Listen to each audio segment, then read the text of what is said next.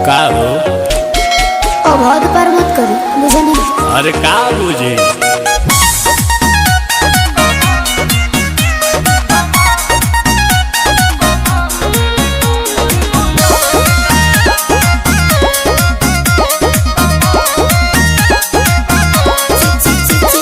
लहरी में बहरी न जाइए पिया, इस शरीर का समीर न बनाइए पिया।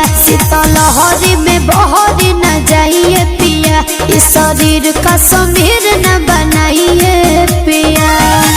कोयला के आग जस लहर जाएगा, इसलाई पकाती रगड़ जाएगा। कमर में दिसंबर गुजार जाएगा, गरम हट के आहट भीतर जाएगा। कमर में दिसंबर गुजार जाएगा। ऐसे कैसे गुजर जाएगा?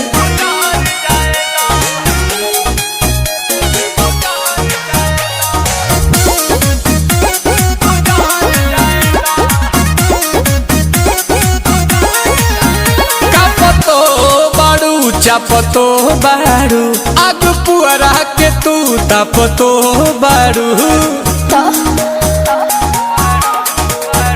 अरे जड़ नहीं अड़े पिया उनवा हो, होखे तो गरम तो निखुनवा हो।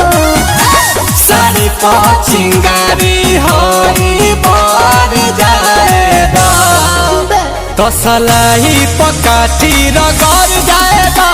कमर में दिसंबर गुजार जाएगा, गरम हट के आहट भीतर जाएगा। कमर में दिसंबर गुजार जाएगा। ऐसे क्या कहते हैं?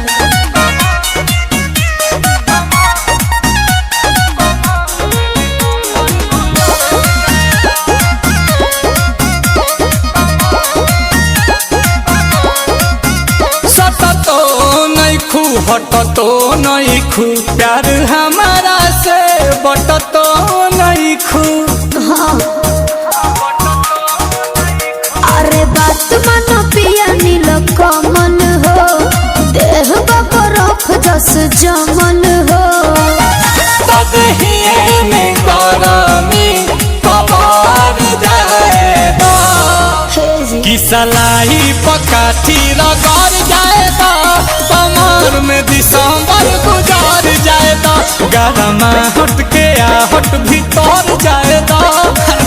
कमर गुजार जाएगा। अब हद पार मत करी, बुझे नहीं। अरे तो चलो।